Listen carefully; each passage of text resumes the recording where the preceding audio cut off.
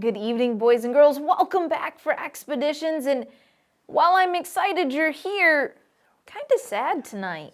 And it might seem silly to you guys, but I did think it was something you could relate to. My computer stopped charging. Do you know what a headache that is? When I can't get to my work on my computer because it stopped charging. I was thinking, you boys and girls, you've probably had that experience with tablets or phones or different things, and all of a sudden you can't use it. So I was feeling kind of sad. Oh, yes, Peter. Oh, Peter colored me a picture. Do you know what the word is we use for that, boys and girls? When somebody does something nice for us, particularly when we're having a bad day, it's called encouragement. Now, you can encourage somebody who's having a good day. They don't have to be having a bad day to encourage them, but it's always nice when our friends and those around us bring us encouragement. Thank you, Peter. All right, listen up to Pastor Josh, boys and girls. All right. Can anyone think back a whole week to try to remember what last week's lesson was on? I'll let you think for a second as you ponder back. I know a lot has happened in the last week, like you ate several times and slept several times. That's probably all you've done since it's summer and that's all you can really do is eat and sleep and play games. But last week, we talked about something in the event of the life of my favorite Bible character.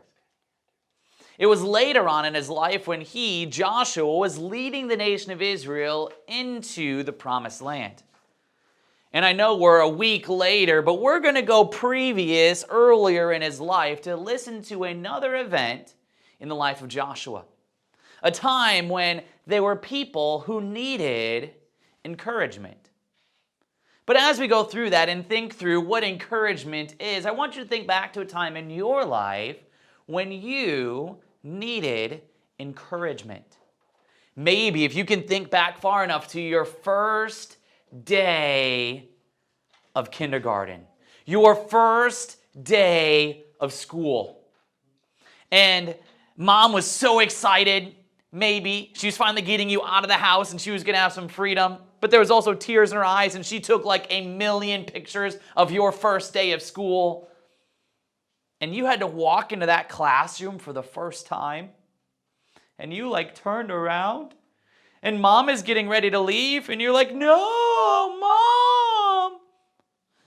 And she's like trying to get out of there as fast as she can. All right. But you needed encouragement to try to stay there. Maybe there's other times you've been sad and you needed someone to encourage you. Or maybe it wasn't that you were sad, but you were just facing something hard. You were playing on a sports team, maybe a Little League baseball team or an AYSO soccer team, and you guys were down, and you guys were trying to get back into the game, and your coach came alongside, and you had those players that came alongside, and they tried to encourage you, say, hey, let's go, let's keep going, let's do this. You have the fans cheering on the sideline. Maybe you have cheerleaders over there, and they're trying to get everyone in the crowd and audience pumped up, trying to get you to do better. Well, that's what encouragement is. I've had the privilege for several years now to be a coach, and one of my favorite types of player to coach is someone who's an encourager. Someone who's there on the bench encouraging and telling others, hey, it's all right, keep going, keep going. Someone who's out on the field or out on the court picking up their teammate when they fall and say, hey, let's go, let's keep moving on. That encouragement, that encourager is so very important. We need people to encourage us in all our areas of life.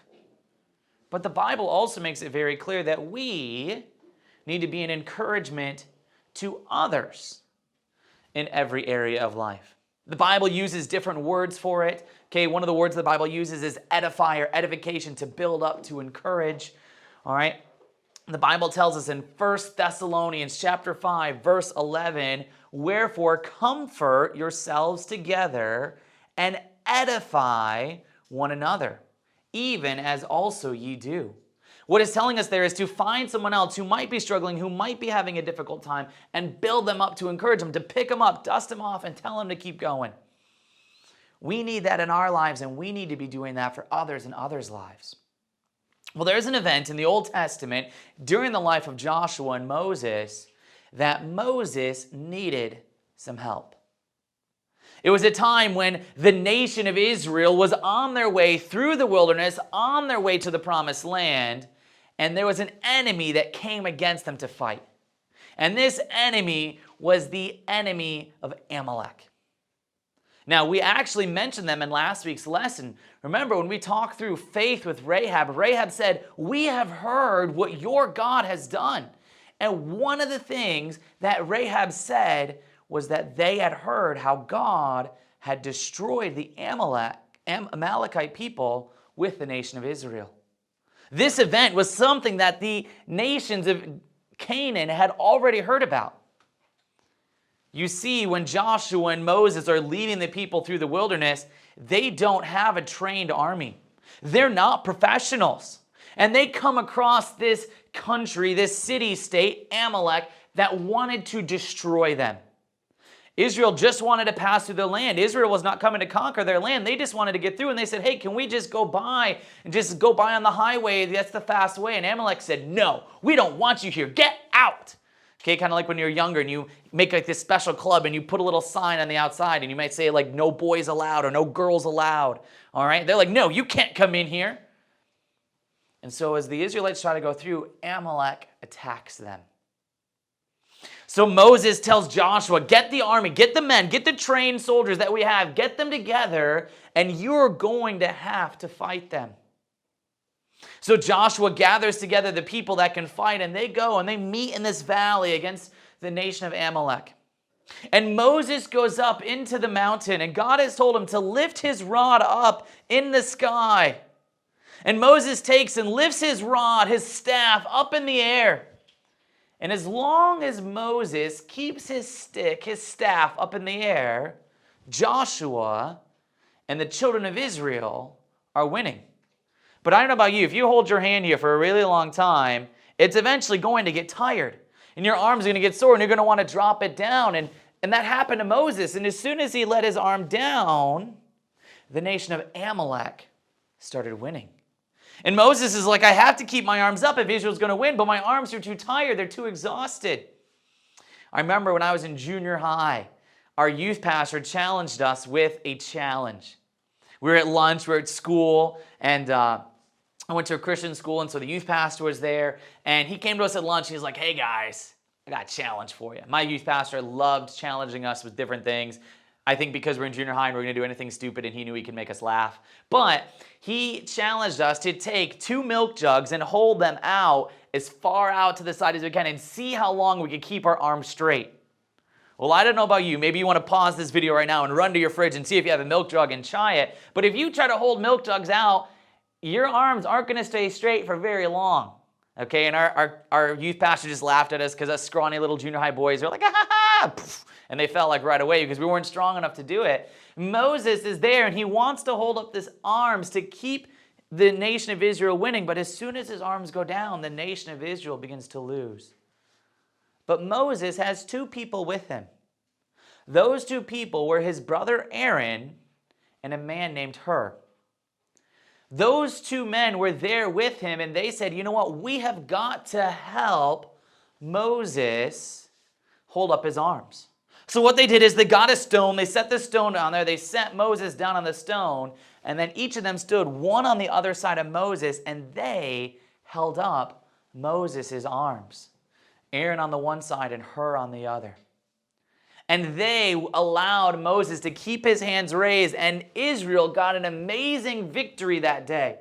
God proved himself powerful, taking a nation that all they really did was learn how to walk and wander in a wilderness. They weren't trained fighters, but God used them to destroy a trained military, Amalek, so much that the nations of Canaan were afraid of the Israelites when the Israelites made it to the promised land. But Moses could never have done it without the help of Aaron and without the help of Hur. The problem is Aaron and Hur had to notice. Now, once again, Aaron and Hur lived thousands of years ago. They probably weren't like this, but I'm going to use this as an illustration. If Aaron was sitting over in the corner just playing game on his phone, and like Moses is over there holding up his arm, and he's like, "Doing all right, Moses? Okay, yep, good, all right." Kind of like we are, like when mom's talking to us and we're not paying attention because our eyes are completely glued on our phone, okay, or our tablet or our game or whatever we're doing. No, Aaron and her had to be noticing and had to see what the problem was. If I'm going to be an encouragement to someone else, I have to have my eyes open. I have to have my ears open. I have to have what's called perception and perceive when there's something around me there's a problem and see who I can help. If I'm just focused on me and my stuff, I'm never going to be able to help someone else. Never be able to be an encouragement to someone else. Do you know that encouraging other people, it takes work? It's not easy, but yet it's something that God has called us to do, and it's something that's very rewarding. It takes time. It takes time to spend with people to encourage them, to put our arm around them, to say, hey, you can do this. It takes effort. Some of us really aren't that good with words, and we try to talk to people, and it's kind of blah, blah, blah, and we mess up, and we stumble over what we say, and we make a fool of ourselves. But we're just trying to be there to help. It takes work. It takes effort. Sometimes it might be taking even of money. Someone needs help and you're at school and you guys have a paid lunch system at school and someone forgot their lunch that day and maybe you need to be an encouragement and you buy them a lunch. Well, it takes money sometimes. Encouragement takes work, but it's worth it. The Bible also reminds us, as we have been encouraged, we should want to encourage other people. As brothers and sisters in Christ, as a church, as the body of Christ, one of our greatest privileges is not only to receive encouragement, but to give encouragement. At Christmas time, you've probably already begun to realize this, and if you ask your parents, they'll tell you this for sure. It is a whole lot better to give a gift to someone than it is to receive. Now, I'm not telling you I don't like receiving gifts, okay? I'm not saying that's not true, but it's a whole lot better to give a gift than it is to receive one. The same thing is true. We know we need encouragement, but it's a whole lot better if we give encouragement. If we see that person who's struggling, maybe they look sad, but you know what? Sometimes the people that are hurting the most don't look sad. But we just have to listen and hear what they say, what they're talking about. They make a comment that their dog died. Well, you hear them say that, you know that they need encouragement. Or they had a friend that moved away, or they're struggling. Listen. Try to see where you can be an encouragement to someone else this week.